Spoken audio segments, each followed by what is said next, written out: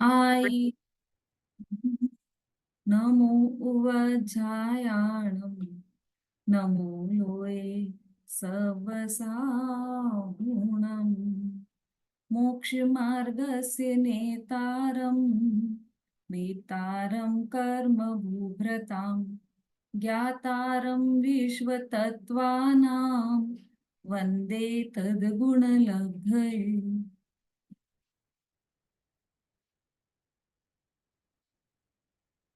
मोक्ष मार्ग प्रकाशक तत्वार्थ सूत्र, सॉरी मोक्ष शास्त्र तत्वार्थ सूत्र अध्याय 2 हमारा चल रहा है, जिसमें हम जीव के असाधारण भावों की चर्चा कर रहे हैं।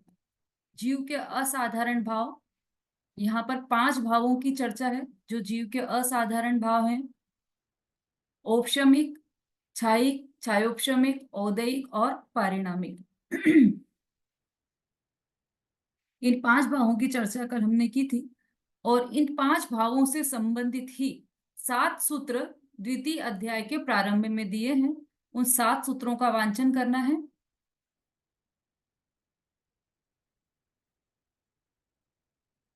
ऊंचा कर देती हूँ थोड़ा आगे सरिता जी।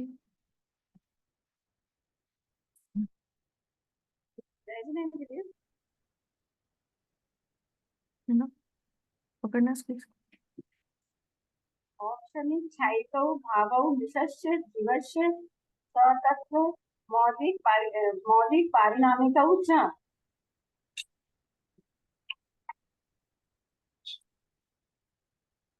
द्विनवाष्टादशैर्विंशतित्रिभेदा यथाक्रमम् सम्यक् चारित्र्ये ज्ञान दर्शन दान लाभ भोगोपभोग वीर्याणि च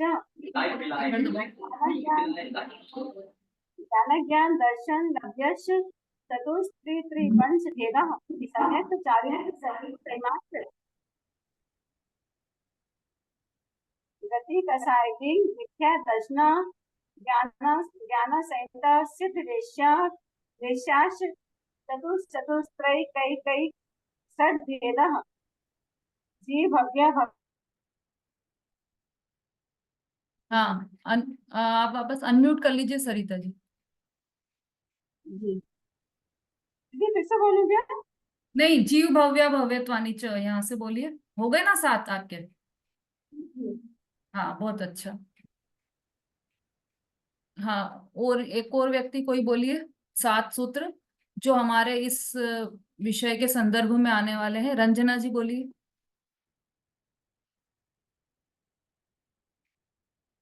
जी दीदी, जय जिनेन्द्र। हम्म। दीदी मेरी आवाज आ रही है? हाँ, आ रही है। ठीक है।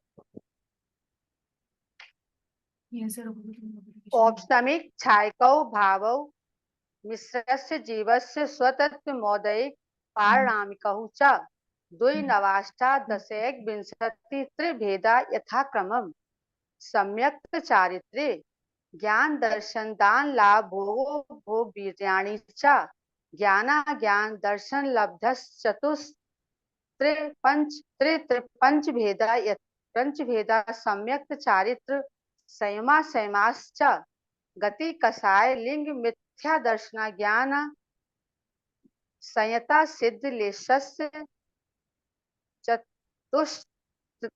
चतुस्त्र कै षट् भेदा जीव भव्या भव्यत्वानि च उपयोगो लक्षणम। जीव भव्या भव्यत्वानि च। ठीक है, बहुत अच्छा। आप सभी लोग साथ के साथ ये सूत्र भी याद करते जाइए। कुछ जो अपन ने कल समझा और पहले की क्लासों में समझा है, उसके आधार से कुछ प्रश्न अपन ले लेते हैं। उधर होगा बाहर या उधर। इन 5 भावों को जीव के असाधारण भाव क्यों कहा?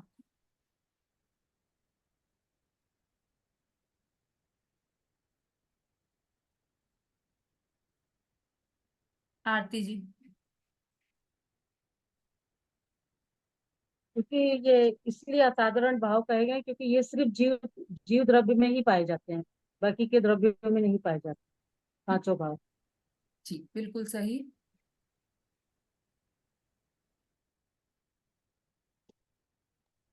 5 भावों का यह क्रम क्यों रखा गया?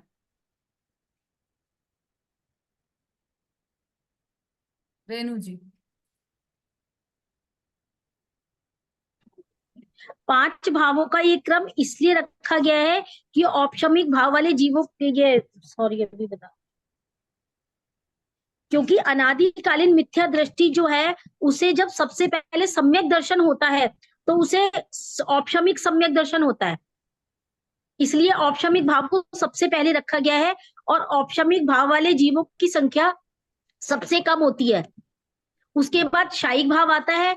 शायिक भाव वाले जीवों की संख्या औपशमिक भाव वाले जीवों की संख्या से थोड़ी ज्यादा होती है, लेकिन जैसी निर्मलता हमारी औपशमिक भाव में होती है वैसी ही निर्मलता हमारी शायिक भाव में भी होती है, क्योंकि औपशमिक भाव में हमारे जो कर्म है वो नीचे बैठ जाते हैं, दब जाते हैं, उपशम हो जाता है उन कर्मों का, और बाकी ऊपर से हमारा भाव निर्मल रहता है।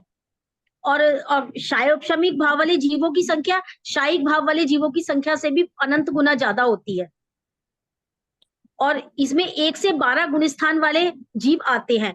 और औदैहिक भाव वाले जीवों की संख्या शायोपशमिक भाव वाले जीवों की संख्या से भी ज्यादा होती है। इसमें 1 से 14 गुण स्थान वर्ती वाले जीव आते हैं।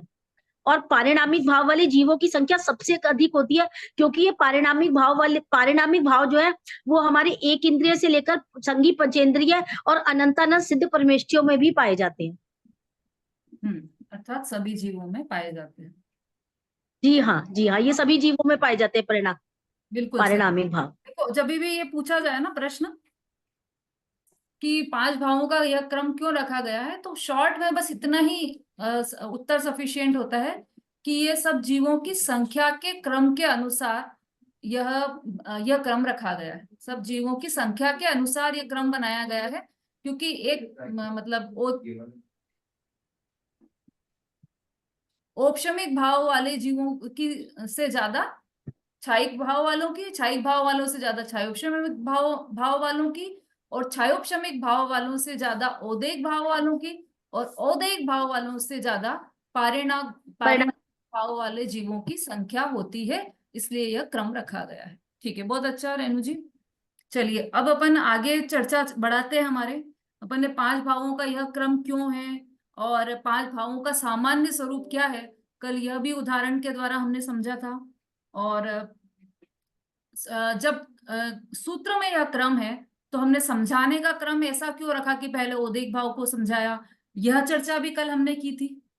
अब आज हम आगे बढ़ते हैं। चूंकि इस हमारा जो ये बंच है, जो ये समूह है 7 सूत्रों का, उसमें दूसरा सूत्र है द्विनवाष्टा दशेक विंशति त्रिभेदा यथाक्रमम। तो ये 5 भावों के जो भेद प्रभेद है उनकी चर्चा इन सूत्रों में की गई है। कल हमने इन 5 भावों में से औपशमिक भाव की चर्चा की थी। हमने ऐसा ही विचार किया था कि एक एक भाव लेते जाएंगे और उससे संबंधित सूत्र की चर्चा करते जाएंगे। तो पहला हमने औपशमिक भाव के बारे में चर्चा की थी कल, है ना। अब आज औपशमिक भाव के बारे में जो भी चर्चा कल बच गई थी वो आज अपन कंप्लीट करेंगे। लेकिन उससे पहले इन 5 भावों के, चलिए इसको बाद में ही लेंगे, पहले औपशमिक भाव का ही ले लेते हैं हम।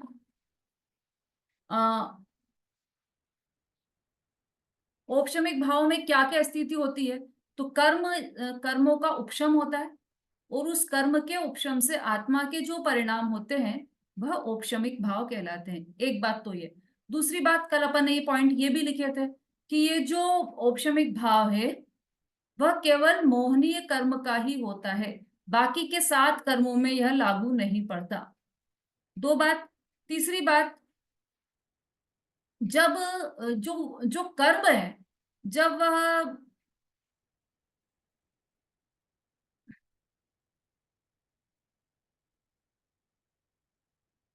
जब उन कर्मों का उदय होता है, और उस उदय तो वो कहलाता है उपशम।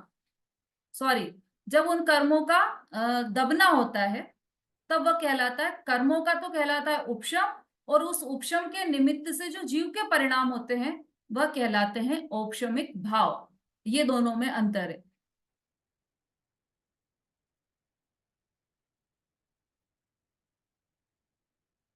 अब ये जब औपशमिक भाव हुआ तो उसमें जैसे औपशमिक भाव हुआ जीव का, तो उसमें क्या हुआ कि श्रद्धा और चारित्र संबंधी भावमल दब जाता है।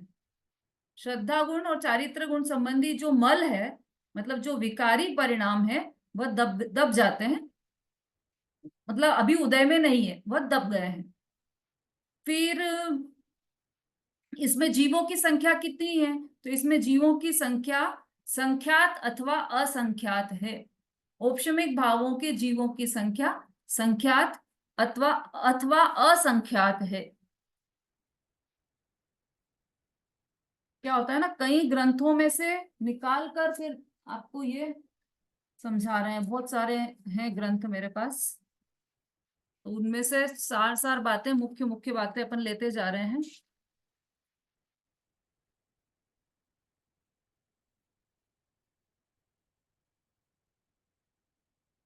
ऐसा कोशिश ये रहती कि कोई बात छूटे नहीं।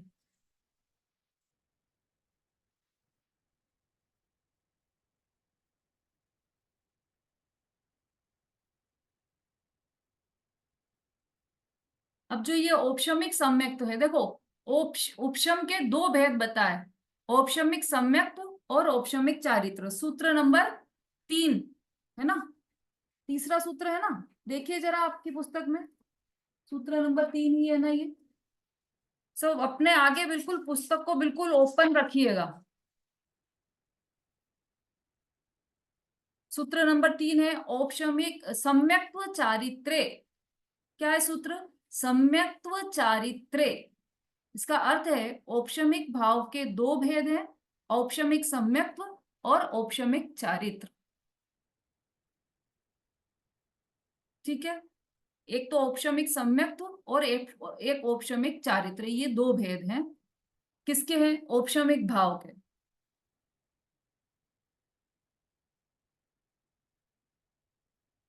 मतलब जब उपशम रूप भाव होता है जीव का, तो सम्यक्त्व भी उत्पन्न हो सकता है और चारित्र भी उत्पन्न हो सकता है। जो सम्यक्त्व होगा, मतलब कि जो मिथ्यात्व और अनंतानुबंधी कषाय का उपशम हुआ, तो औपशमिक सम्यक्त्व होगा। और जब चारित्र मोहनी प्रकृति का उपशम हुआ, तब औपशमिक चारित्र होगा। ठीक है, तो ये अपन ने कर्म का कर्म भी समझे थे परसों की क्लास में, पिछली बार की क्लास में कर्म समझे थे हमने। कर्म दो प्रकार के हैं, घातिया और अघातिया। तो उसमें घातिया, जो घातिया कर्मों में एक मोहनीय कर्म है, उसी का उपशम होता है। और मोहनीय कर्म के दो भेद बताए थे, दर्शन मोहनी और चारित्र मोहनी, है ना। और दर्शन मोहनी के भी 3 और 25 भेद ऐसे बताए थे। तो तीन भेद तो दर्शन मोहनी के हैं और चारित्र मोहनी के 25 भेद हैं। इस तरह से मोहनी कर्म के 28 भेद बताए थे।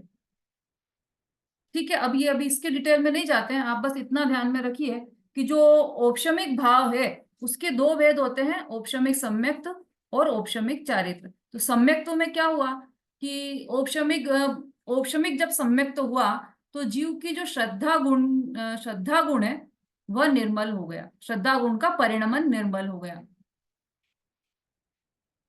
और कौन से गुण स्थान तक होता है औपशमिक सम्यक्त औपशमिक भाव? तो चौथे से 7वें गुण स्थान पर्यंत औपशमिक भाव होता है।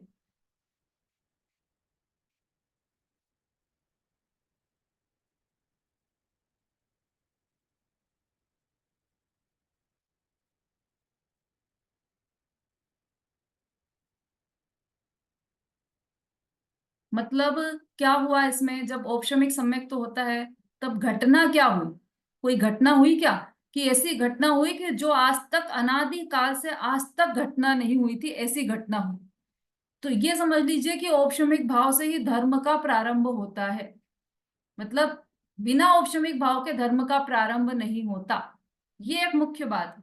तो जब भी 3 लोक 3 काल में जब भी धर्म का प्रारंभ होगा, तो इस औपशमिक भाव से ही होगा। सर्व में सर्वप्रथम औपशमिक सम्यक्त्व ही जीव के होगा। तो अनादि मिथ्या दृष्टि जो जीव था, उसके सबसे पहले जब औपशमिक सम्यक्त्व हुआ, तो उस समय अंदर में क्या घटना हुई, क्या क्रांति हुई कि इस जीव ने अपने पुरुषार्थ से औपशमिक सम्यक्त्व प्रकट किया। कर्मों के कारण नहीं हुआ, लेकिन कर्म उस समय निमित्त, कर्मों का और जीव का निमित्त नैमित्तिक संबंध रहा।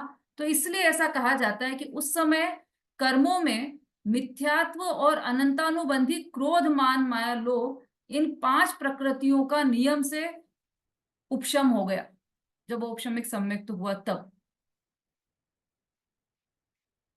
तो ये कर्मों की स्थिति ऐसी हुई, मिथ्यात्व और अनंतानुबंधी की चार प्रकृतियां, कौन कौन सी? क्रोध मान माया लोभ, मतलब 5 प्रकृतियां हो गई टोटल, मिथ्यात्व और 4 अनंतानुबंधी। इस तरह से 5 प्रकृतियों का नियम से उपशम होता है, तब ये औपशमिक सम्यक्त होता है। या ये कहें कि जब जीव अपने पुरुषार्थ को जागृत करके आगे बढ़ता है, धर्म का प्रारंभ करता है, तब स्वतः ही कर्मों में यह स्थिति बनती है कि उसकी 5 प्रकृतियों का उपशम हो जाता है।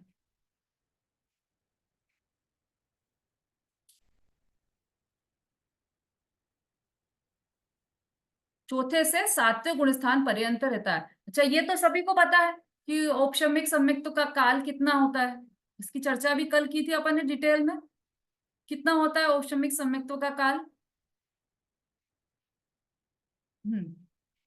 हाँ, सबके हैंड रेज हो रहे हैं, मतलब सबको पता है कि यह अंतर मुहूर्त काल होता है।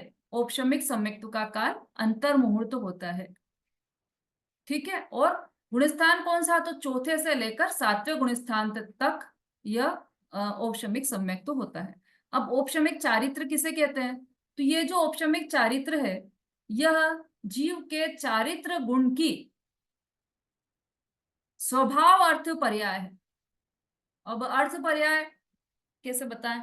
जिन्होंने जैन सिद्धांत प्रवेशिका पढ़ी है उन्हें पता होगा कि 2 प्रकार की पर्याय होती है, अर्थ पर्याय और व्यंजन पर्याय। तो जो प्रदेशत्व गुण की पर्याय है वह सब कहलाती है व्यंजन पर्याय, और जो बाकी के प्रदेशत्व गुण के अलावा जितने भी गुण है उनकी जो पर्याय है वह कहलाती है अर्थ पर्याय। तो जीव का जो चारित्र गुण है उसकी अब अर्थ पर्याय भी 2 प्रकार की होती है और व्यंजन पर्याय भी 2 प्रकार की होती है, दोनों ही 2-2 प्रकार की होती है, और दोनों में ही स्वभाव और विभाव का भेद होता है। तो जो स्वभाव अर्थ पर्याय है चारित्र गुण की, वह औपशमिक चारित्र जो भाव है वह स्वभाव अर्थ पर्याय है जीव की। अब कौन से गुण स्थान में होता है औपशमिक चारित्र? तो यह भाव 11वें गुण स्थान में होता है। औपशमिक चारित्र भाव 11वें गुण स्थान में होता है।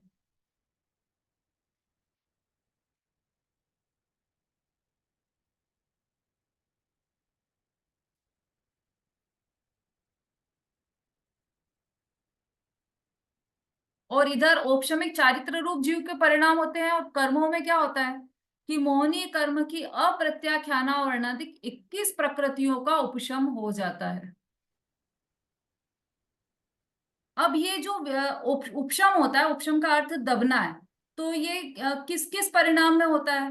तो ज्ञान दर्शन और वीर्य गुण में कभी भी औपशमिक भाव नहीं होता।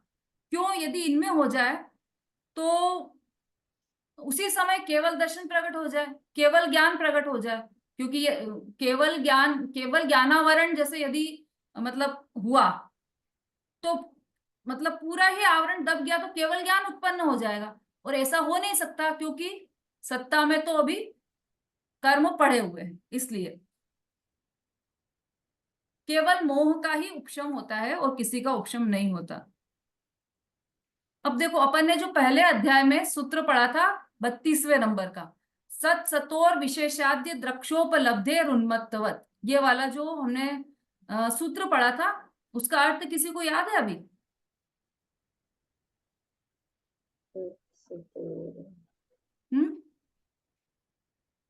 बहुत इंपॉर्टेंट सूत्र था वो। हाँ, याद है भाई किसी को? मंजू जी बोली। जय जिनेंद्र दीदी, हाँ। इसका अर्थ ये है कि अपनी इच्छा के अनुसार जो काम करता है, पागल की भांति। और सत सतोर माने विरुद्ध आचरण। हाँ, अपनी इच्छा के अनुसार जो काम करता है पागल की भांति, तो वो मिथ्यात्व कहलाता है। ये तो बोल दिया आपने, और पूछ रही हूँ मैं। अभिलाषा जी बोली। और याद नहीं दीदी, ये क्लियर नहीं है, ये वाला मेरा क्लियर नहीं है। हाँ, बोलिए सरिता जी। मैं बोलूं? हाँ, वस्तु सच्चा अरे फिर से अनम्यूट कीजिए आप। वस्तु का जो सच्चा स्वरूप है उसे न जानकर न मानकर है, उसके विपरीत श्रद्धा, उसके विपरीत आचरण करना या मानना। जैसे कोई शराबी है, अपनी माँ को बहन बोल देता है, पत्नी को कुछ और बोल देता है, तो उन्मत्त मत यानी कुछ भी निर्णय कर लेना है, कुछ भी समझ लेना अपनी से, अरे सही स्वरूप को ना समझना। वो यद्रोक्ष प्लब्ध, यही ना कि उन्मत्त मत, ऐसा था कि ठीक है, अपनी मन से कुछ भी समझ लेना। बस इतना ही सफिशिएंट है। मंजू जी ने आधा तो बोल ही दिया था कि पागल की भांति कुछ भी बोलना, तो ये तो हो गया उन्मत्तवत। अब सद सतो इस शब्द का अर्थ था जो विद्यमान है और अविद्यमान है, उन वस्तुओं में विवेक नहीं होना। सद सतोर विशेषाद्य द्रक्षोपलब्धे उन्मत्तवत, इन जो विद्यमान वस्तु है वो और अविद्यमान वस्तुओं में आपस में विवेक नहीं होना और पागलों की भांति कुछ भी कहना, कुछ भी मानना, यह मिथ्या दृष्टि का लक्षण था। तो वही बात ये औपशमिक भाव में क्यों कही कि औपशमिक भाव कैसे जब प्रकट होता है तो क्या होता है कि जो जो स्थिति थी उसमें 32वें नंबर सूत्र में बताई थी मिथ्या दृष्टि की, उस स्थिति का अभाव हो जाता है। जो पागलों की भांति क्रियाएं करता था, पागलों की भांति कुछ भी मानता था, उसका अभाव हो जाता है। मतलब जो अनादि काल से चले आ रहे अविवेक था वो दूर हो जाता है और त्रैकालिक पारिणामिक भाव, ज्ञायक भाव का आश्रय ले लेता है जीव। तब उसे औपशमिक भाव प्रकट होता है या औपशमिक सम्यक्त्व प्रकट होता है।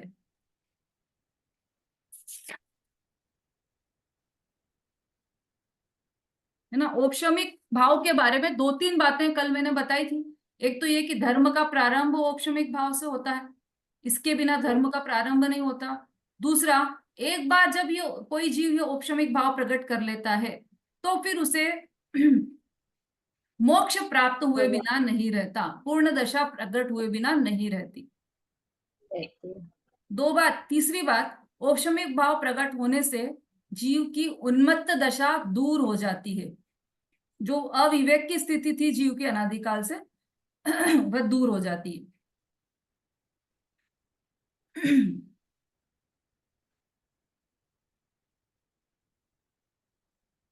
और चौथा, सबसे कम समय तक रहने वाला भाव औपशमिक भाव है, क्योंकि इसकी स्थिति केवल अंतर मुहूर्त तक की ही होती है।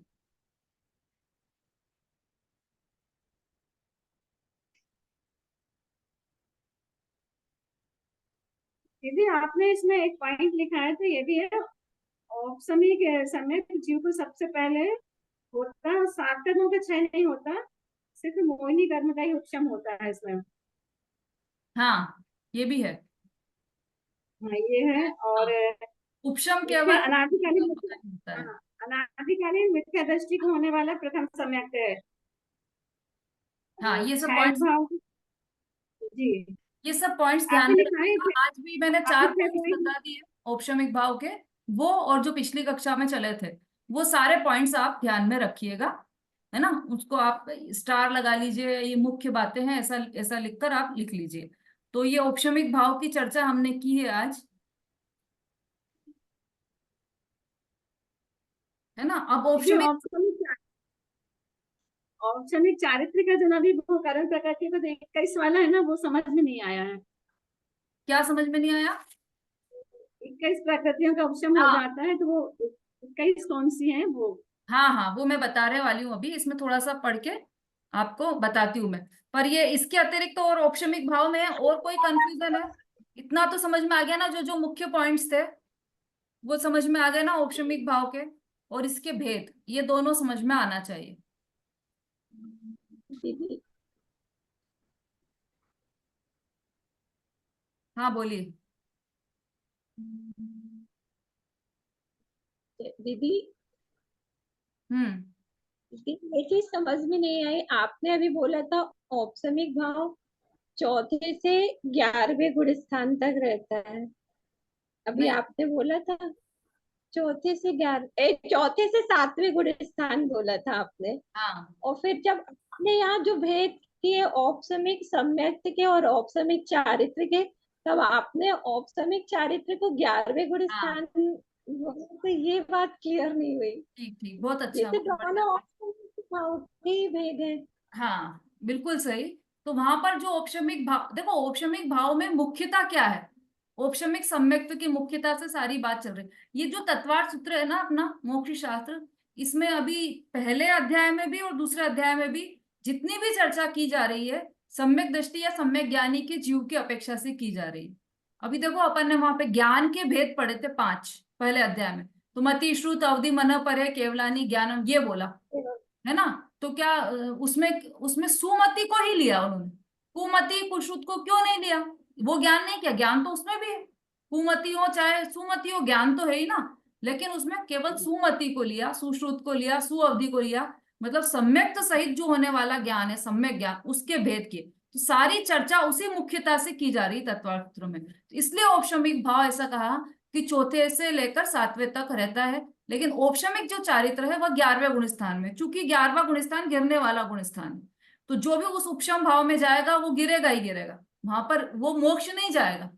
उपशम भाव के मतलब उपशम भाव सहित जीव कभी भी मोक्ष में मतलब जाएगा ही नहीं। जब औपशमिक भाव के दो बात है, पहली बात तो ये है कि औपशमिक भाव के बिना धर्म का प्रारंभ नहीं होगा।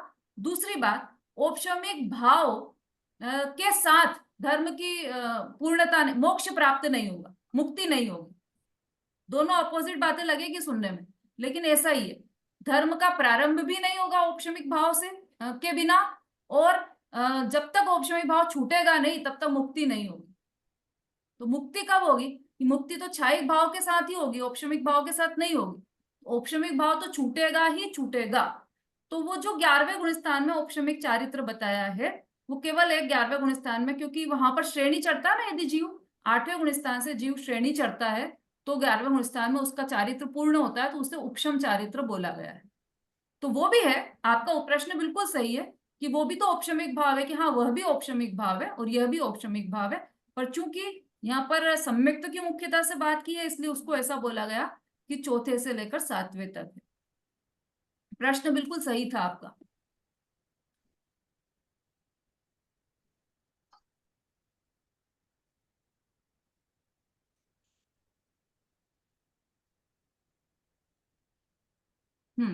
हाँ, और कोई प्रश्न कर रहे हैं क्या? हाँ मंजू जी बोलिए। दीदी ये सम्यक चारित्र जो है, इसमें सम्यक तो जो है ना दीदी, उसमें आपने 5 प्रकृतियों का उपशम बताया है, हाँ। 5 प्रकृतियों का। तो इसमें जो ये दर्शन वाले जो 3 है ना, वो भी तो इसमें ही ऐड होंगे ना दीदी? कौन से दर्शन वाले थी?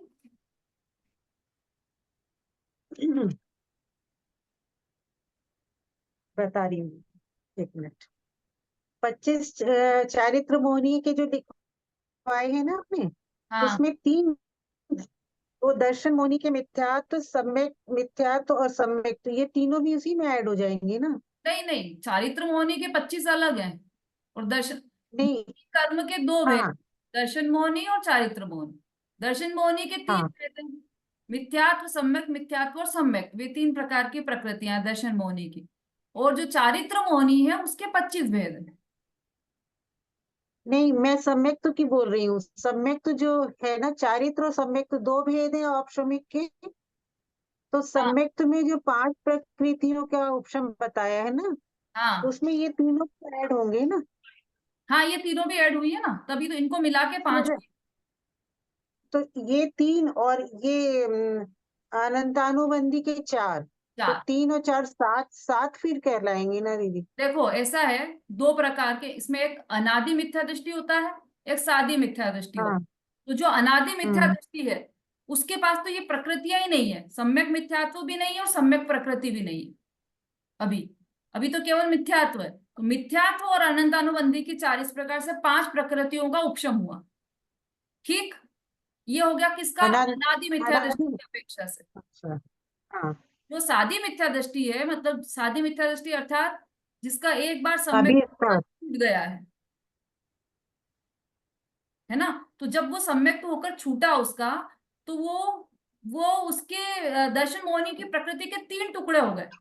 जब जब मिथ्यात्व में आया तब तो 3 टुकड़े हो गए। तो मिथ्यात्व, सम्यक मिथ्यात्व और सम्यक, इस तरह से 3 चार। टुकड़े।